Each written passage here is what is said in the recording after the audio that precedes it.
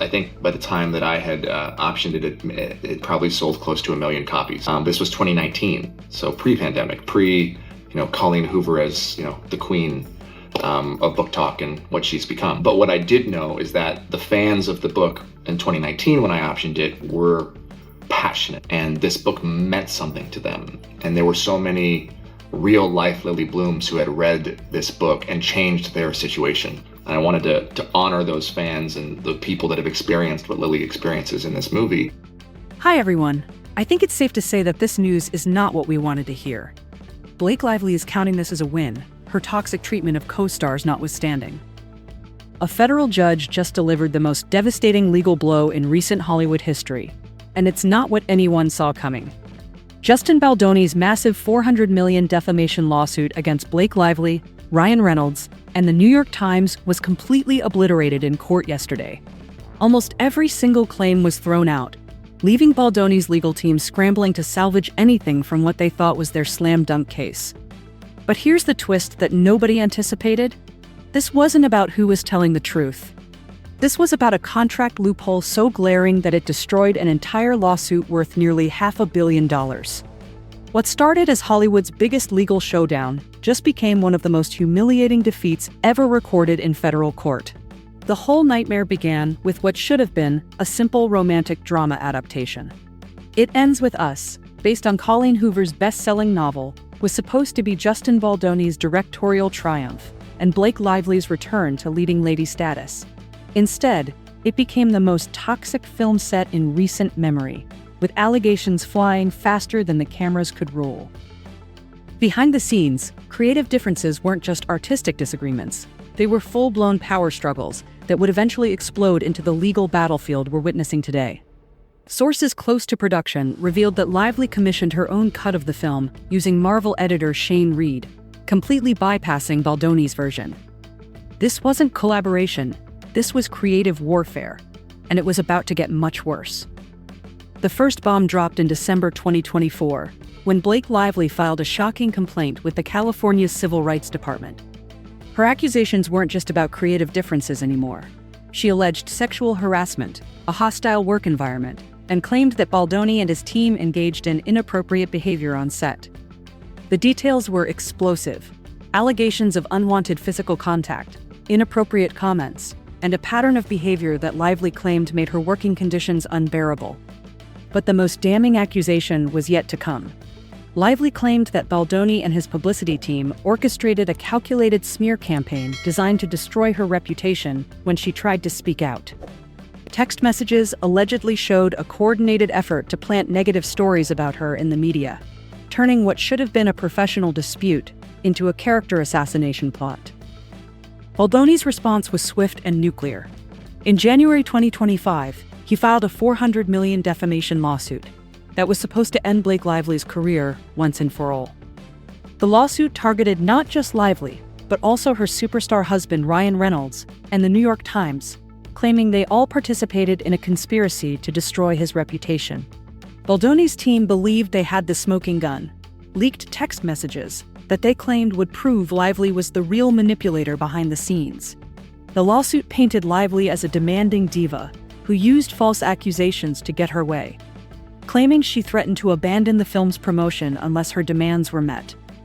They accused her of extortion, saying she held the movie hostage to gain creative control and producer credits she didn't deserve.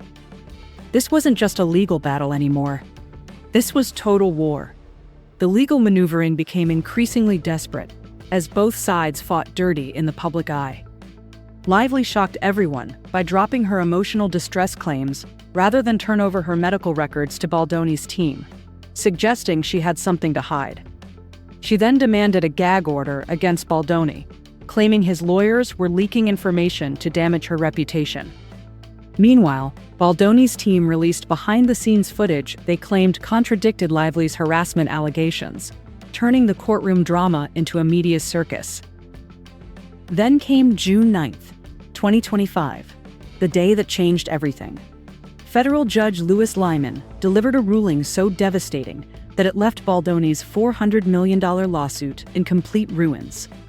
In a 132-page decision, The judge dismissed virtually every claim against Blake Lively, Ryan Reynolds, Leslie Sloan, and the New York Times. But here's the shocking part. The judge didn't rule on whether Lively's accusations were true or false. Instead, he found a massive loophole that Baldoni's lawyers completely missed. The judge ruled that Lively's alleged threatening behavior wasn't extortion. It was hard bargaining. Why? Because she never actually signed her contract.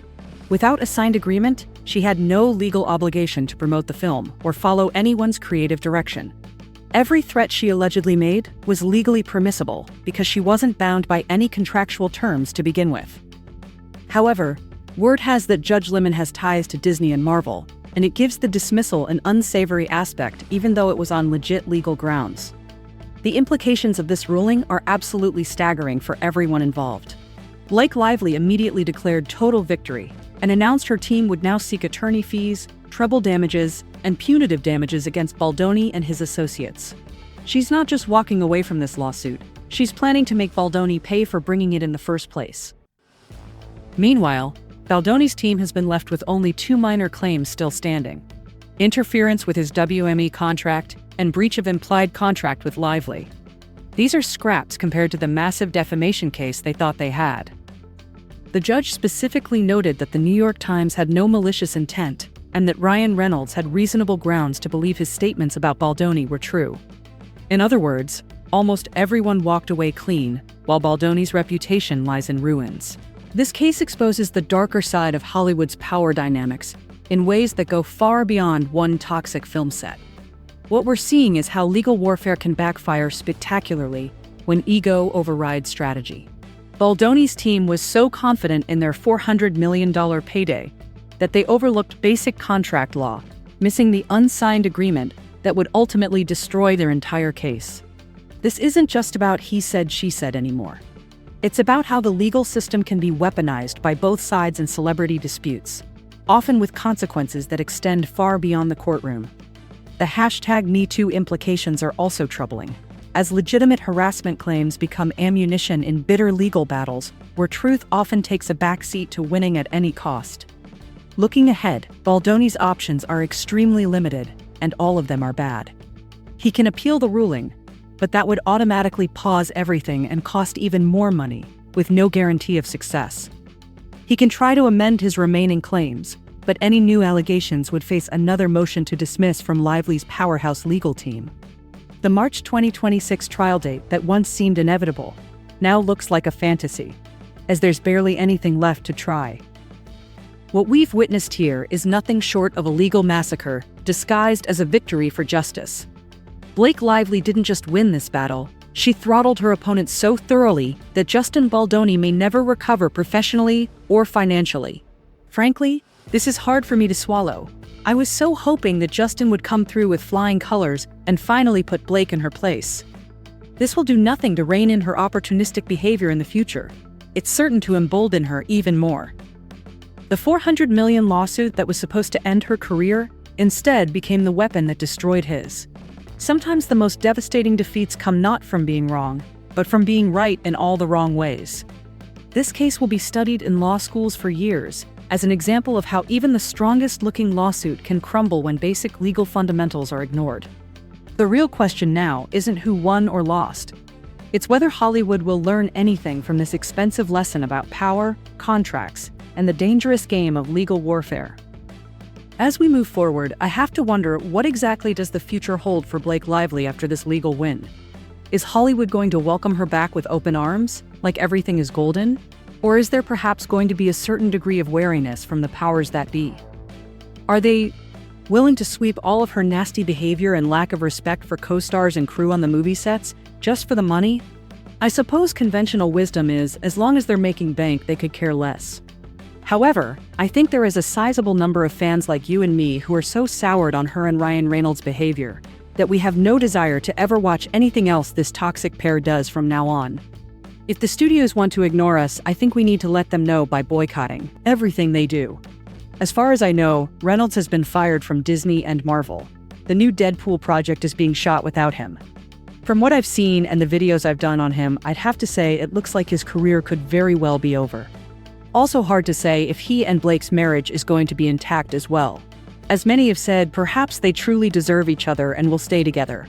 So, as we move forward, let's hope that Justin Baldoni can weather this storm and resurrect his career after this huge setback. If you liked the video, please like and subscribe. We hope to see you again soon.